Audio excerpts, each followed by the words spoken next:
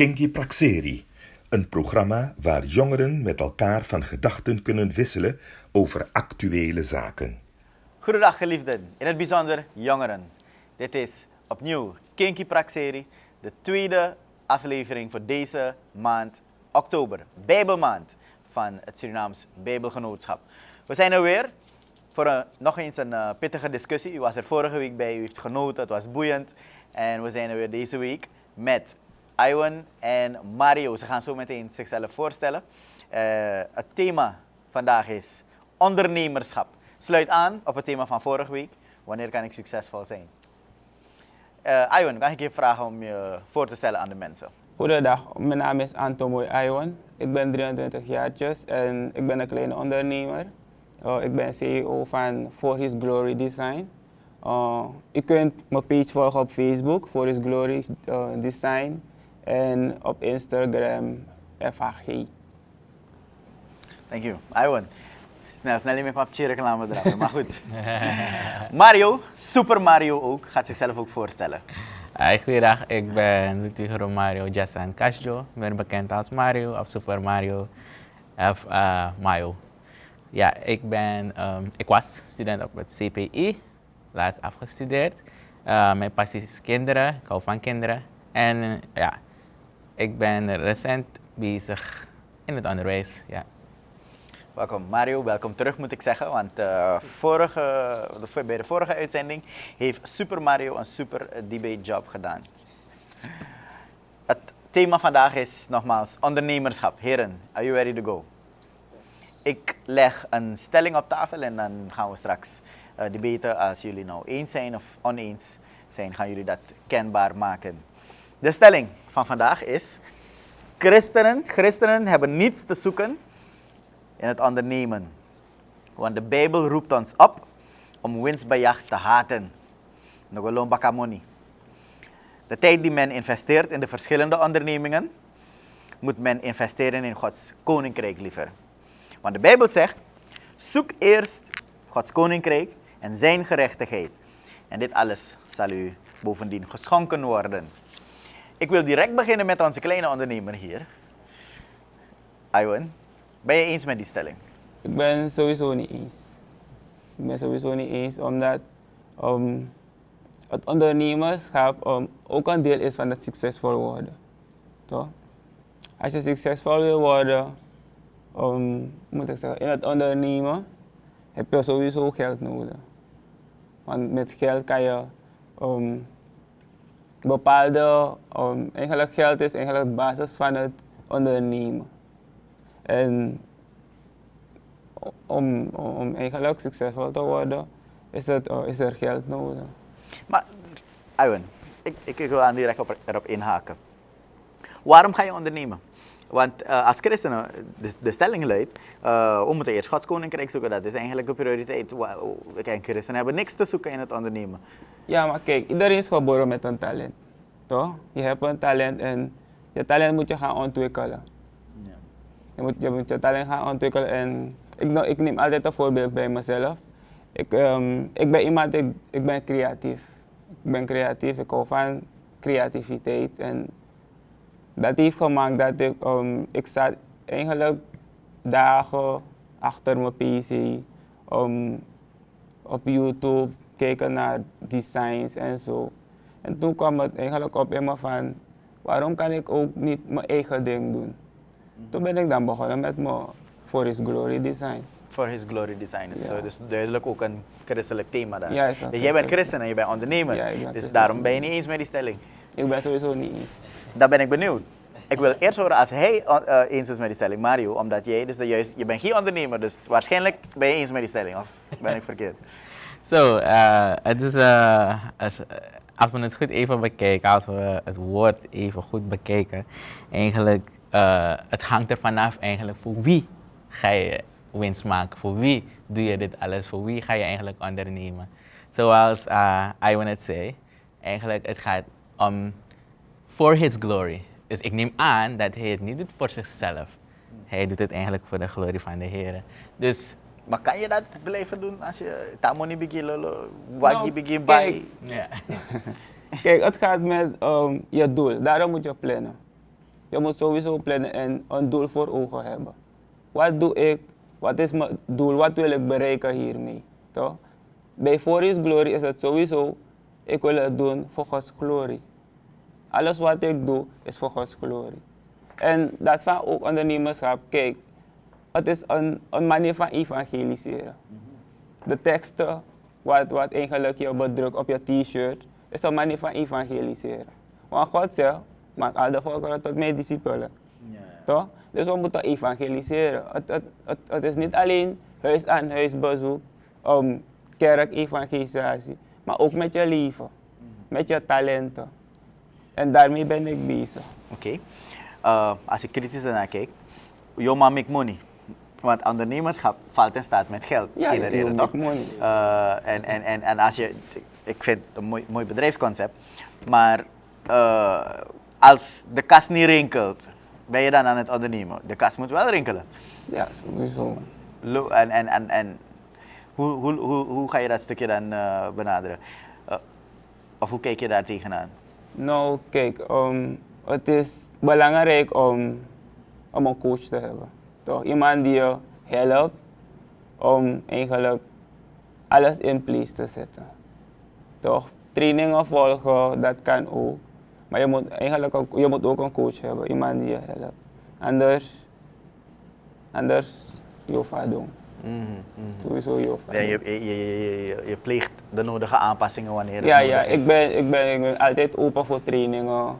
Om eigenlijk mezelf tot een hoger niveau te brengen. Ja. Zodat ik eigenlijk weet wat ik doe. Oké. Mario, Yes, jij bent dus geen ondernemer. klopt. Ja. Oké. Ben je het eens dat bijvoorbeeld het eigenlijk ondernemerschap liever overgelaten moet worden aan anderen, aan niet-christenen? Of zeg je van, christenen hebben toch wel iets daarbij? Ja, ik zeg wel dat christenen toch wel iets daarbij hebben. Ja, want eigenlijk de Bijbel zegt het ook duidelijk dat eigenlijk na een soul to agrond tappen, wij zijn de zout der wereld. Ja. En het hangt van ons geheel echt af, zoals ik het had aangehaald in onze vorige aflevering, dat je hebt iemand nodig erbij, zoals je het heeft gezegd. Je hebt een mentor nodig. Sowieso, we kijken allemaal op naar de Heer. Eerst naar onze God die in alles voorziet. Want uiteindelijk is Hij degene die onze beslissingen voor ons maakt. En ik blijf het ook zeggen van, zodra we nog niet hebben gewonnen, de Aro Konokaba, zodra eigenlijk, zolang we het niet hebben behaald, eigenlijk wat de Heer in petto voor ons heeft, zijn plan is, eigenlijk dan zijn we nog niet klaar met het werk van de Heer. En ik denk dat broer Iwan een plan heeft, met bedoeling ook sowieso, de Heer is sowieso erin betrokken, neem ik aan. En wat ik eigenlijk wil meegeven is dat hij zijn focus niet verliest wanneer, je weet, er gaan momenten zijn waar a blessing heel zodanig en soms a blessing was sakabaka, want je weet, er zijn seizoenen in het leven, struggles gaan komen, verleidingen zullen komen en dat broeder Iwan sterk erin staat dat zijn onderwerp, zijn thema, zijn visie, zijn passion niet verandert in een ander. Dadelijk wordt het for my glory, weet je, Ja. maar dat het blijft for his glory. Die Precies. hoofdletter H-I-S. Yes. Maar, en dat is precies die vraag die ik stel. Ja. If akas begin rinkel, Ja, toch? ja. Money begin wakker. Hoe blijf Ja. je gefocust als ondernemer? Dus daarom zeg die stelling. Liever niet, begin er maar niet aan, want daar kan je niet hari in de gwe. Je komt eerst naar de kerk, weet je, je put die tiende, nou je race zakkertje naar een bens. Nou, kijk, het is niet makkelijk, toch? Het is niet makkelijk. Money is charisma. Het is niet makkelijk. Maar als je iets doet voor God en je vraagt hem van help me omgaan met geld, dan gaat hij je niet in de steek laten. Toch? Hij gaat je helpen. Maar er moet ook een wil zijn. Er moet ook een wil zijn van, ik wil dit bereiken en ik ga God vragen om me te helpen om dit te bereiken.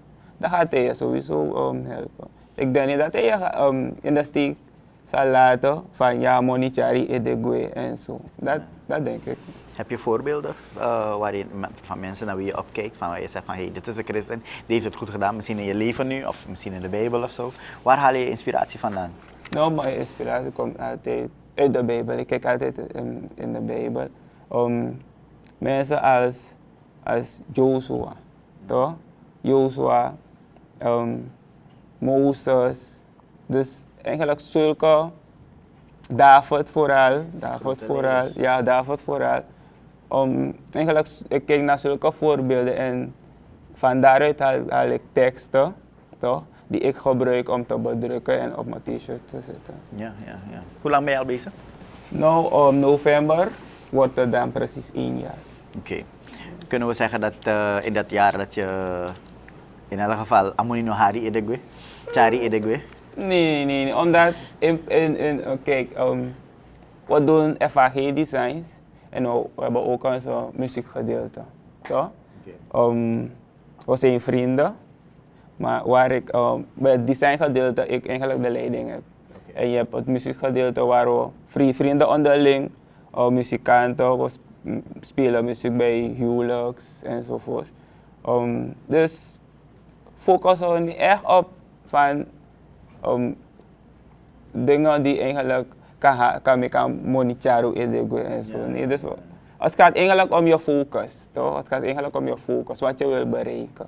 Als je geen focus hebt, je hebt geen doel, amoni ochari, omdat if ino abi, afeyanti ochakogi, toch? De ochakogi da anga dat je Ja. Dus Hij gaat precies inzoomen op die zwakte van je. Ja.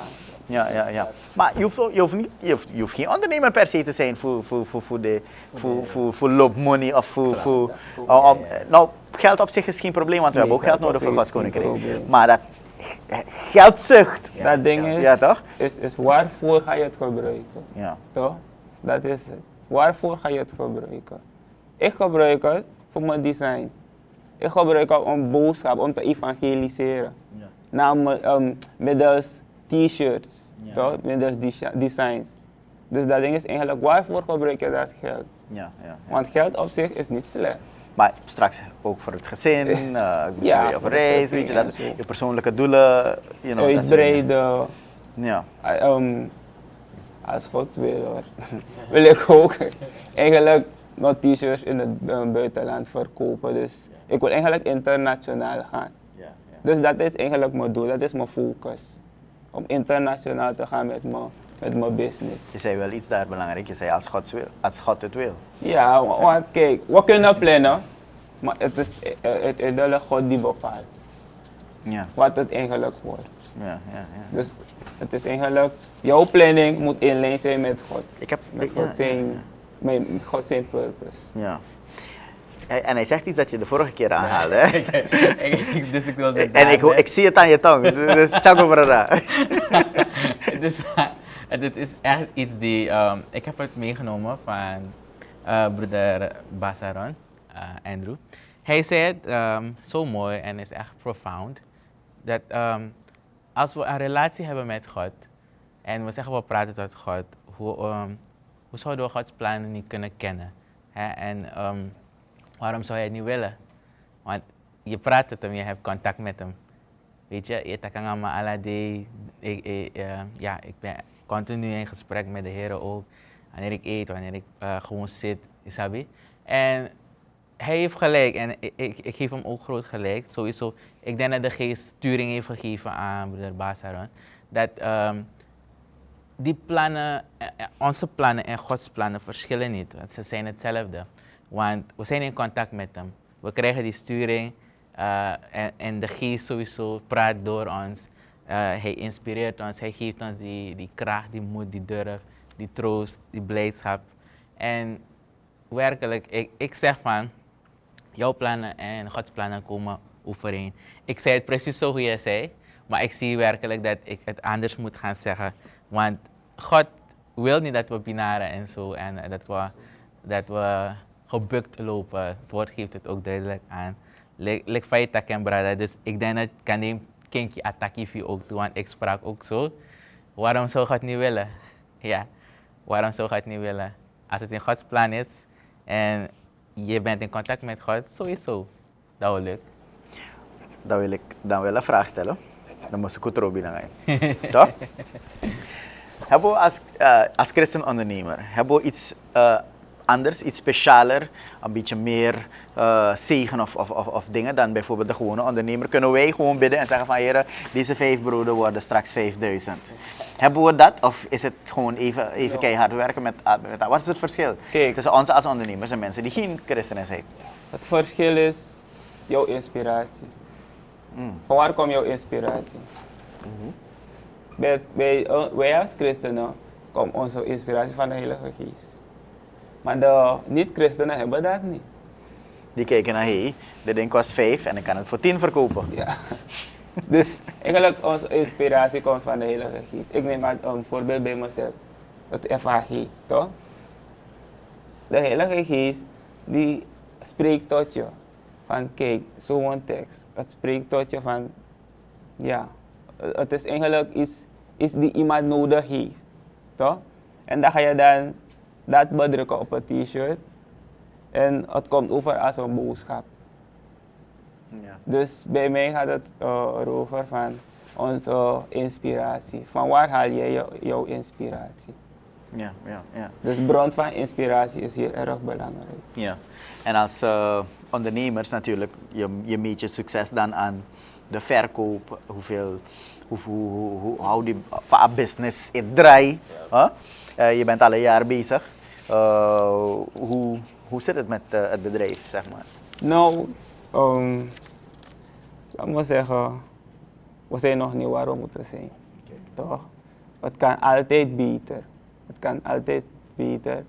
En we doen ons best om eigenlijk op de plaats te komen waar eigenlijk de Heer ons wil. Ja. Hoe ziet zo'n inspiratie, zeg maar, inspirerend moment? Heb je zo'n moment gehad, bijvoorbeeld, waar je zegt van hey, we zaten vast en we hebben dat toch gezien van God als christen ondernemer van hey, aan mijn inspiratie en het heeft daadwerkelijk voor een oplossing gezorgd in mijn bedrijfsvoering? Kijk, ik luister vaak naar muziek, toch? Ik ben een muziekliefhebber en je hebt bepaalde teksten die je aanspreekt. Ik lees boeken van Miles Monroe. Je hebt ook daar teksten die je echt aanspreekt. En eigenlijk zo ga ik te werk. Ja. Alright. En natuurlijk, je wilde inspringen? Dus ik wilde heel een klein vraagje stellen aan hem eigenlijk. Dus zijn ondernemerschap bestaat uit een team, dus als ik het goed begrijp. Een team van hoeveel? Team van ongeveer 5. Oh, 5 mensen. Oké. Ik heb eigenlijk iets aan mee te geven. Dat de mensen waarmee je omringt, weet je, ik hoop dat ze allemaal hetzelfde visie en doel hebben zoals jij. Want het is heel belangrijk dat je weet eigenlijk met wie je omgaat en met wie je bemoeit. En staan ze achter je of lopen ze gewoon mee. Want bepaalde mensen en ondernemers die echt groot nu zijn. En misschien een paar ondernemers die ook de weg kwijt zijn geraakt. Hebben bepaalde ervaringen met bepaalde mensen, christenen zelf. Dat eigenlijk de mensen waarmee ze bemoeien eigenlijk is niet, je hebt het niet verwacht van bepaalde dat ze je zo neerhalen. Sommigen komen echt voor geld en letterlijk geld, ja. Maar ik bid en ik hoop dat de Heer ook sturing geeft aan degenen die om hem zijn. Want het is ook uiteindelijk belangrijk, want we hadden ook gesproken erover, dat eigenlijk het komt niet van hem. Het is zijn team die onder hem functioneert, die ervoor zorgen dat een business draait, dat zijn zaakje draait, zijn ondernemerschap draait. Eigenlijk hij is leidinggevende en degenen die onder hem zijn, laten we zeggen, zijn de Rokoma, Kentucky. Ja. Maar ik hoop en ik bid dat ze op één lijn staan, net als hem. Wat vind je daarvan? Nou, hij heeft sowieso gelijk. We zijn sinds kleins af. En dan praat ik over 10 jaar terug, 12 jaar terug. zijn we begonnen met, eigenlijk zijn we zijn begonnen om, als ik me kan heugen hoor, ik denk kinderkamp, toch? In een kinderkamp. En van daaruit zijn we dan eigenlijk verder samen opgegroeid, toch? Dus we hebben echt een hechte band. Ja, hechte band. Dus we hebben eigenlijk samen allemaal één visie, Ja. toch? We trekken samen verder, we laten niemand achter. Dus we hebben samen één visie. En dat vind ik mooi, hè? Want je ziet zo'n voorbeeld ook bijvoorbeeld bij David en Jonathan Ja, in de Bijbel. ja, Dat is nodig. Een band, een hechte band is nodig. Over teleurstelling gesproken. Ja? Als het nou van binnen je kringen komt of buiten als ondernemer. Mag je als christenondernemer dan zeggen van ik heb een tegenslag gehad of een teleurstelling. Business is gaan vastzitten ergens. God liep me in de steek of iets dergelijks. Hoe ga je met dat stukje om? Want je zou denken, christenondernemer, geen enkele tegenslag, geen enkel probleem. Ik denk het niet. Sowieso teleurstellingen, toch? Sowieso teleurstellingen, maar in die teleurstelling is er altijd een les dat je moet leren, toch?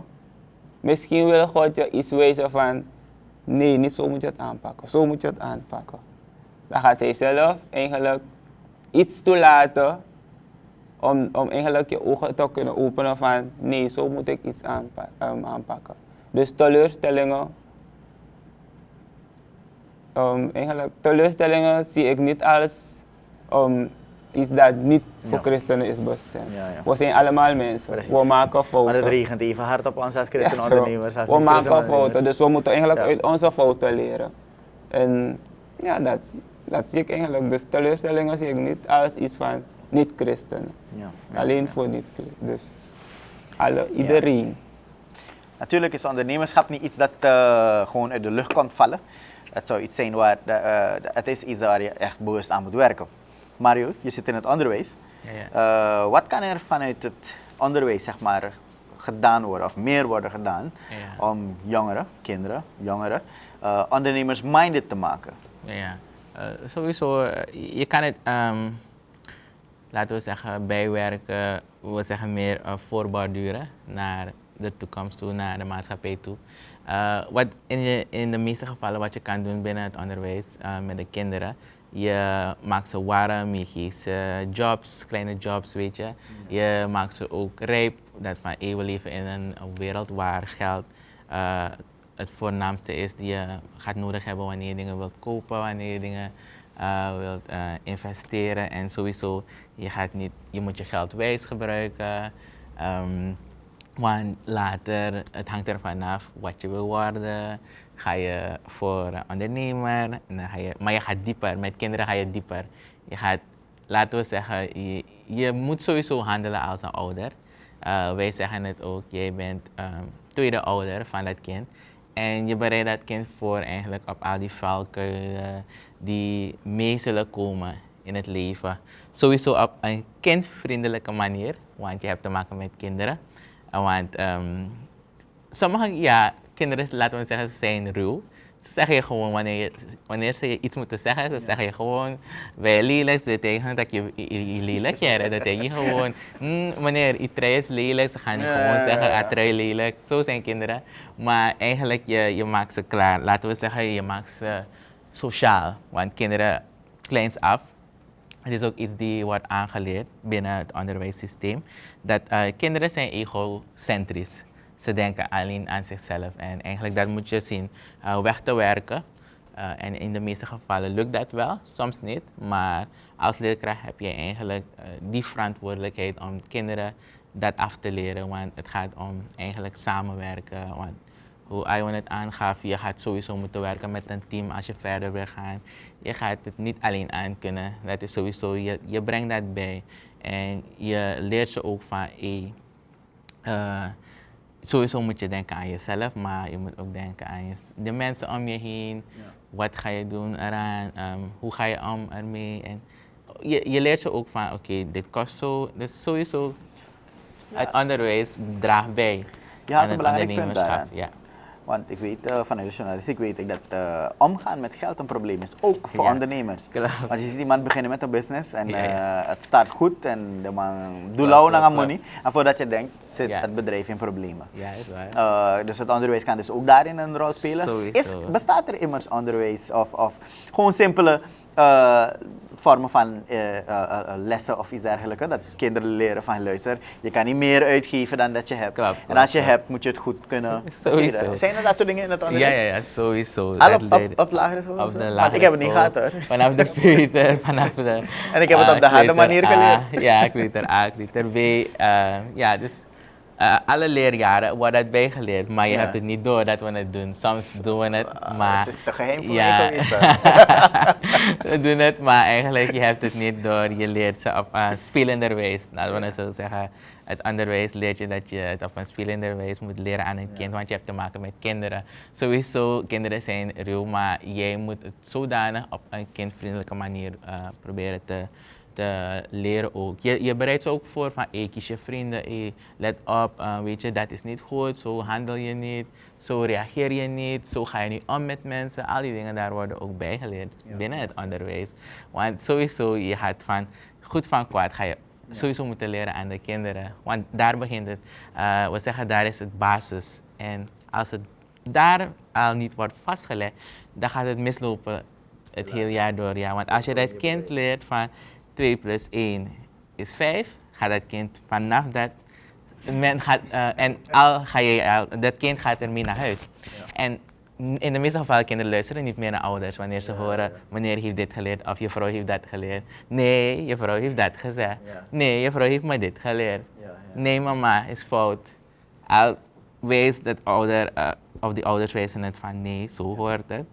Dat kind gaat het vertikken, want je vrouw of meneer heeft het gezegd. Daarom is het heel belangrijk dat degenen die in het onderwijs zijn, de leerkrachten, de mevrouw, de meneers, echt erop letten wat ze de kinderen leren. Want het blijft bij. Ja. Het blijft echt bij. Ik wil Mario, voordat we naar een break... Iwan, sorry, ik heb de naam geswitcht. Voordat we naar een break gaan, wil ik je vragen. Ben jij in je groeiproces, je bent al 10 jaar bezig met je vrienden. Ik bedoel met die Vriendenkring vriendenkring aan het groeien Nee, samen. Hè? ja. En dan zijn jullie op dit punt om te ondernemen. Maar zijn jullie genoeg equipped vanuit de school, vanuit ons onderwijssysteem voor dit wat je wil doen? Of dit dat je doet als ondernemer? Of had je meer gewenst? Of zeg je van, hé, we gaan ervoor? Nou, kijk, sowieso meer gewenst, maar je moet beginnen, toch? Je moet beginnen om iets te kunnen bereiken, moet je beginnen. En ik heb eigenlijk het initiatief genomen om te beginnen, om te starten met wat ik eigenlijk wil.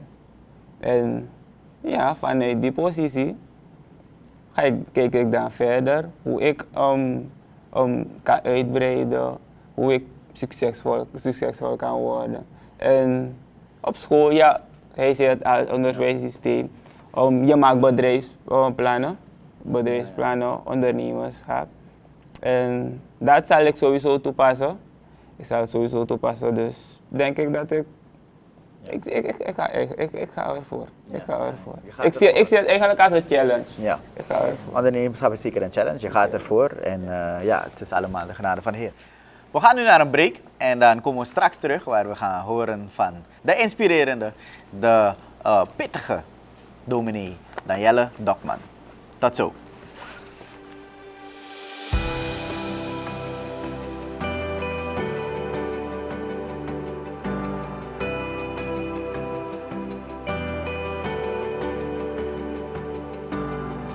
They say this mountain can't be moved. They say these chains will never break. But they don't know you like we do.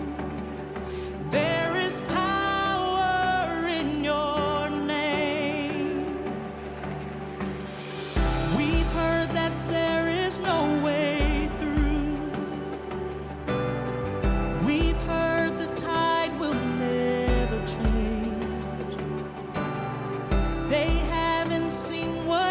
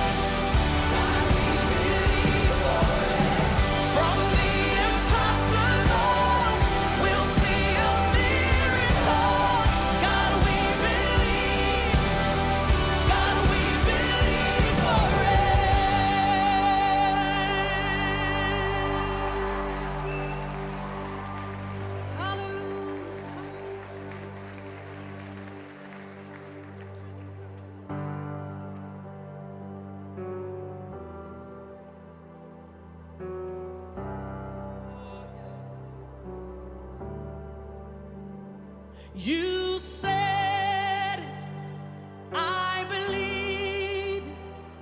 You said, it is done. You said, I believe. You said, it is done. Can you help me sing? I believe. You said, it is done. You said, I believe. You said, it is done. You said it. I believe it. Just because you said it, I believe it's done. Yeah. You said it, and I believe it. By your stripes I'm healed.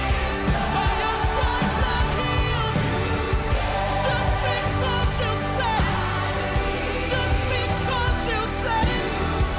I believe it. I believe it. It is done. You said it. I believe. You said it. It is done.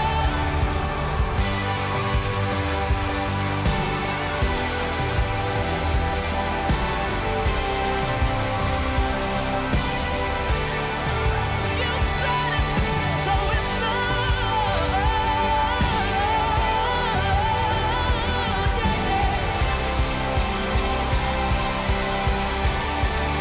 You said it.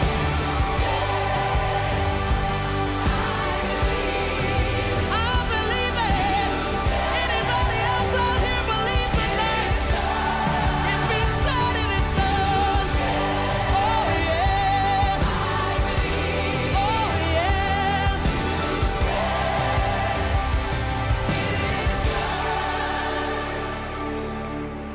Move the immovable, break the unbreakable. God, we believe. God, we believe for it. From the impossible, we'll see a miracle. Yes, we do. God, we believe for it. Yes, we do. God, we believe. For it. It doesn't matter what it looks like. God, I'm standing on your word. Hey. God, we believe for it. Yes, Lord. Yes, Lord. God, we believe for it.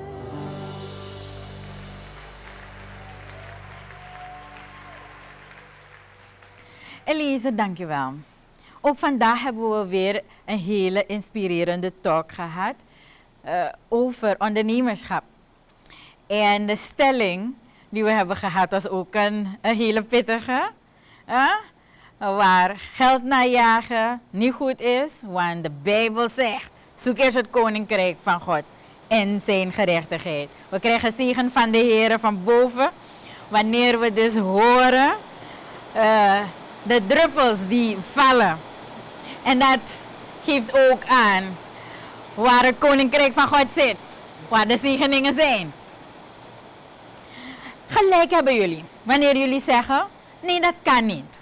Want het geeft eigenlijk een wereld aan dat onrealistisch is.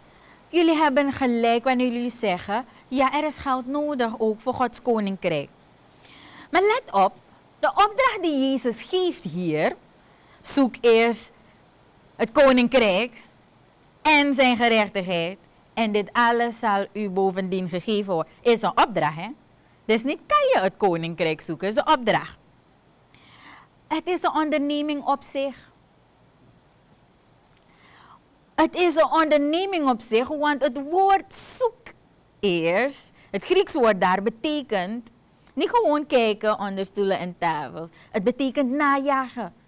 Je moet erachteraan gaan. Je moet het onderzoeken, onder een vergrootglas zetten en kijken. Panode moet het er komen. Zoek het, jaag het na. Dus de vraag is niet zozeer als we wel geld moeten hebben, winsten moeten maken, noem maar. De vraag hier is, zie je je onderneming wel als deel van het Koninkrijk van God? Want eigenlijk zou onze onderneming deel moeten zijn van het najagen van het Koninkrijk. Van het onderzoeken van het Koninkrijk. Om meer te werken aan die gerechtigheid. Om meer te brengen van die zaken bij ons. En als we winst maken, dan wordt ook onze winst aangewend aan het Koninkrijk van God. Het najagen gaat nu een probleem worden. Want hoe jagen we na? Lopen we over lijken? Lopen we over dit? Maakt het uit als we in de tussentijd ook nog dingen kapot slaan bij het najagen? Want ook in de kerk jagen we dingen na.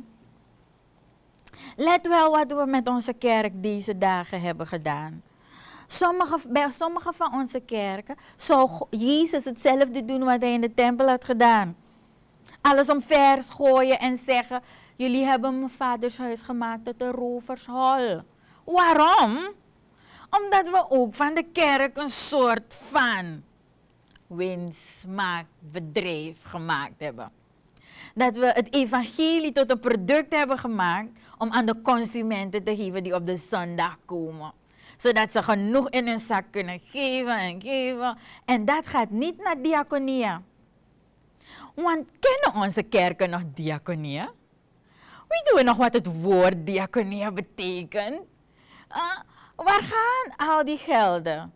Moet het zo zijn dat de kerk, het hoofd van de kerk, zoveel heeft en de rest van de mensen die komen, moeten doen alsof. En blijven doen alsof, totdat ze daaraan komen. Terwijl de leiding al zoveel daar heeft. Is dat het punt van kerk zijn? En is dat het koninkrijk? Ergens moeten we weer gaan onderzoeken wat het koninkrijk is om te begrijpen wat de stelling is, wat de opdracht is die Jezus ons gegeven heeft in die tekst. En Paulus heeft ons geholpen. Paulus heeft gezegd, het koninkrijk van God bestaat niet uit eten en drinken. Het bestaat uit gerechtigheid, blijdschap in de Heer. Dus na gerechtigheid omloeken. En je business hoort in die richting te zijn. Het najagen hoort daarin te zijn. Dan is ondernemerschap dat wel in de richting en in het koninkrijk van God. Dan zou die stelling, najagen van winsten, niet eens iets te hoeven te zijn waarover we moeten nadenken. Want we zijn bezig met Gods koninkrijk en Gods gerechtigheid in onze business. Ik wil een beetje aangrijpen bij het laatste dat gevraagd was. Wat kan gedaan worden om mensen rijp te maken voor onderneming? Want in de kerk maken we soms mensen tot consumenten, toch? Ja, ze moeten consumeren, ze moeten eten. Huh? En rondmaken met hun buik, daar kunnen ze nergens heen gaan. Ja? Maar er zijn voldoende tips in de Bijbel over het ondernemen. En ik wil een kleine daaruit nemen. Dat is uit Marcus 14, vers 15 tot en met 17. En het luidt als volgt. Bij het aanvallen van de avond kwamen de discipelen tot hem en zeiden: de plaats hier is eenzaam. En de tijd is reeds verstreken. Zend de scharen weg. Dan kunnen zij naar de dorpen gaan om spijzen voor zichzelf te kopen. Maar Jezus zeide tot hen: zij behoeven niet weg te gaan. Koninkrijk. Ze hoeven niet weg te gaan. Geef gij hun te eten. En ze zeiden tot hem: we hebben niets dan 5 broden en 2 vissen. Tot daar ga ik voor jullie lezen. 5 broden en 2 vissen. Let wel, Jezus is bezig met het koninkrijk van God en dit is een onderneming op zich. Een aantal mensen voeden. Una aba money, we don't have the resources. Wat zullen we doen? Er zijn 2 dingen die ik aan jullie wil geven en ook aan onze wijdere Surinaamse gemeenschap.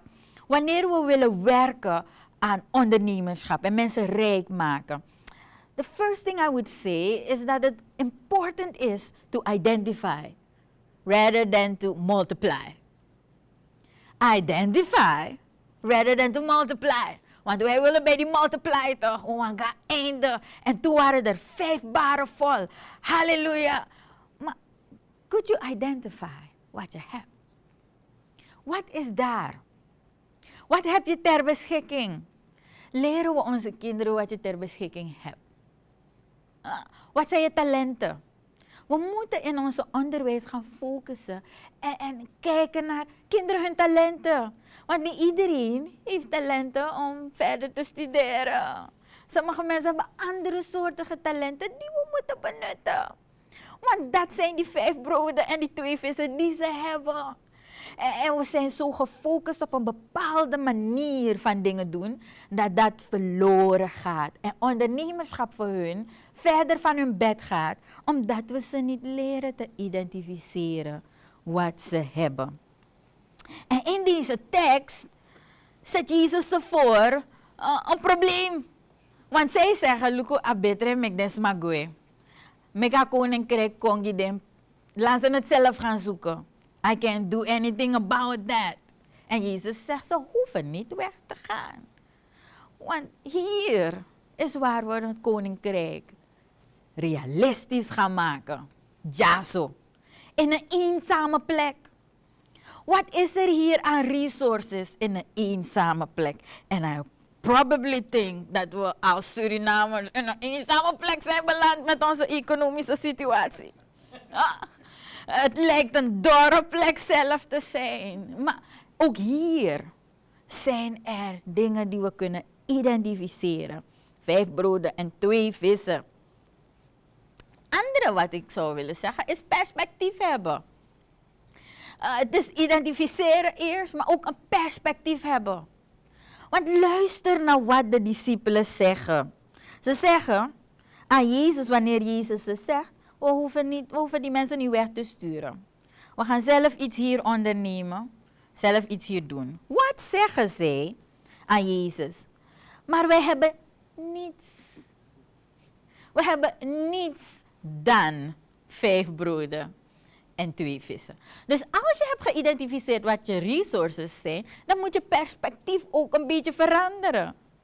Want hun perspectief is not de, maar dat. En dat is precies wat nodig is. Die 5 broden en die 2 vissen zijn precies wat die onderneming nodig heeft om het koninkrijk van God waar te maken. Ze hoefden geen grote dingen te hebben dan die 5 broden en die 2 vissen. Maar hun perspectief moest veranderen. Het was niet dat ze niets hadden dan. Jezus was daar. Ja. Zij waren daar. Het waren 12 maal 2 handen. 24 handen. There was much more in een eenzame plek dan 2 broden en 2 vissen. En hun perspectief moest veranderen. We moeten mensen een breder perspectief kunnen geven. Onze kinderen een breder perspectief kunnen geven dan wat we ze nu geven. Niet alleen door ons onderwijssysteem, maar ook op andere plekken. In relaties. Een breder perspectief geven. Niet alleen die man of zo'n vrouw. Nee, maar je kijkt naar de kwaliteiten en de mogelijkheden die er zijn. Wat het betekent om een verkering te hebben, moeten we groter maken dan alleen mensen die we op tv zien. Celebrities. Dat is relationship goals. Nou man, verbreed je perspectief. En zo ook bij onderneming. Ik zeg het voor ons vandaag dat het zoeken van het koninkrijk van God een onderneming op zich is. En dat moeten wij ook vasthouden.